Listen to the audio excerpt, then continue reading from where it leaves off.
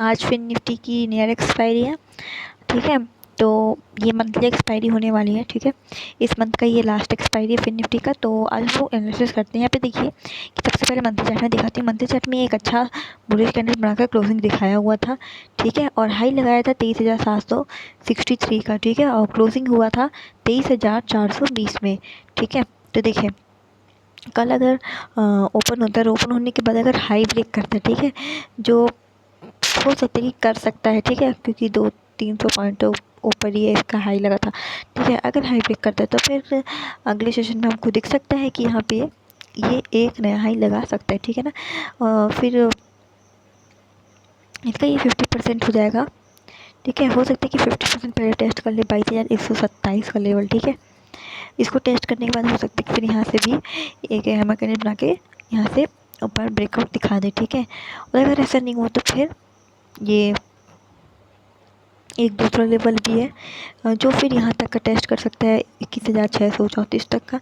ठीक है, और अगर मार्केट ज़्यादा ही फिर अगर उसका ट्रेंड डाउन हो गया, ठीक है, बेरिश साइड शिफ्ट हो गया, तो फिर वो हो सकता है कि इस इस लो को भी ब्रेक कर दे, यानी कि 20,923 को भी ये ब्रेक करके सीधा नीचे आ जाए। ठीक है, देखिए और वीकली चार्ट में है कि देखिए वीकली चार्ट में भी इतना सुंदर हैमर कैंडल बनाया था। हैमर कैंडल बनाने के बाद यहाँ पे देखिए एक इनसाइड कैंडल बना था। इनसाइड कैंडल का ब्रेकआउट होने के बाद ये फिर सीधा ब्रेकआउट हो गया। ठीक है, और फिर ब्रेकआउट हो गया। ठीक है, और अगर कल देखिए अगर ओपन होता है, ओपन होने के बाद तो ये 50% है। ठीक है, इस कैंडल का 50% यानी कि पिछले हफ्ते की ये कैंडल का 50% है। ये एक 22,140। ठीक है, अगर इसको टेस्ट करके यहीं पे सपोर्ट ले लेगा, सपोर्ट लेने के बाद फिर ब्रेकआउट करता है तो फिर हमारा नेक्स्ट टारगेट हो सकता है 25,080 का लेवल। ठीक है, और अगर 50% नीचे ट्रेड करने लगा तो फिर ये हो सकता है कि ये यहाँ तक भी टेस्ट कर सकता है। ठीक है, 22,624 का। और अगर वीकली चार्ट में अपने लो को ब्रेक करता है तो फिर ये और नीचे आ सकता है।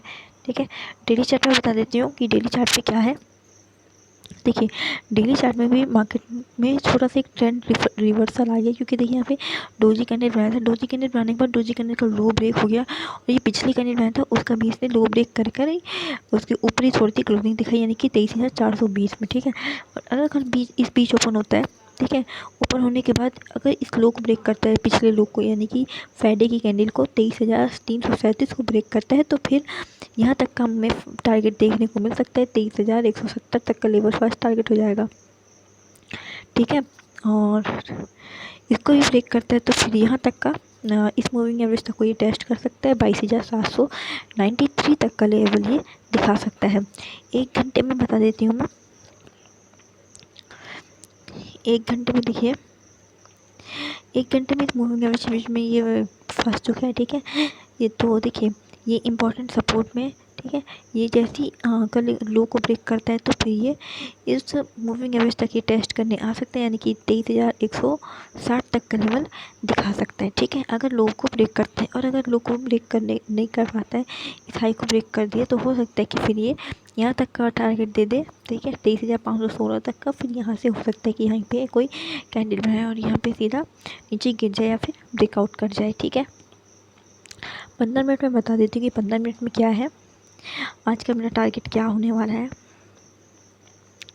देखिए 15 मिनट में मेरे को यहाँ पे एक कप पैटर्न जैसा दिख रहा है, बट इसमें हैंडल नहीं बना। हो सकता है कि कल अगर ओपन होता है, फ्लैट ओपन होता है, फ्लैट ओपन होने के बाद ये इस मूविंग एवरेज तक टेस्ट करने के बाद फिर यहाँ पे नीचे आ जाए। ठीक है, यानी कि ये इस सपोर्ट में है 23,384 को। अगर ये कप विथ अगर हैंडल पैटर्न बन भी गया, ठीक है, तब कंफर्म होगा ये जब ये सीधा कप विथ हैंड पैटर्न बना के सीधा ब्रेकडाउन दिखा दे। ये नहीं कि यहाँ पे ये 1 2 3 टॉप बना दे, यानी कि अभी डबल टॉप तो है ही, सॉरी डबल बॉटम तो है ही। अगर कल ये एक और बॉटम बनाता है तो शायद हो सकता है कि ये ऊपर चला जाए, फिर ये क्या जो पैटर्न बना है ये भी फेल हो सकता है। ठीक है, बाकी तो मेरे को भी ये दिख रहा है यही कि ये कप पैटर्न है। ठीक है, बाकी तो कल ओपन होने के बाद ही पता चलेगा। तो देखो कल अगर आज ओपन हो जाता है यहाँ पर 23,509 और सॉरी यहाँ पे 23,448 और 23,000 385 के आसपास। तो यहाँ पे थोड़ा सा एक कैंडल को पॉज करना चाहिए, या पॉज नहीं करती है तो फिर अगर ब्रेकआउट या ब्रेकडाउन करती है तो मेरा फर्स्ट टारगेट हो जाएगा। देखिए, अगर ब्रेकडाउन करती है इस लेवल का 388 का, तो मेरा फर्स्ट टारगेट हो जाएगा पुट के लिए 23,250 और सेकंड टारगेट हो जाएगा 23,107। और अगर ब्रेकआउट करती है इस लेवल का, इसका ब्रेकआउट करती है 23,442 का, तो मेरा फर्स्ट टारगेट हो जाएगा कॉल के लिए 23,540 और सेकंड टारगेट हो जाएगा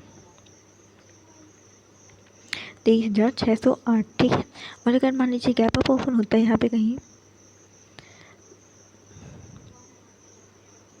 ये मूविंग एवरेज के आसपास, यानी कि 23,546 के आसपास, तो यहाँ पे मैं प्राइस एक्शन में ट्रेड करूँगी, या फिर यहाँ पे कोई पहले 15 मिनट की कैंडल शूटिंग स्टार या फिर हैमर बनती है तो मैं इसमें ट्रेड लूँगी।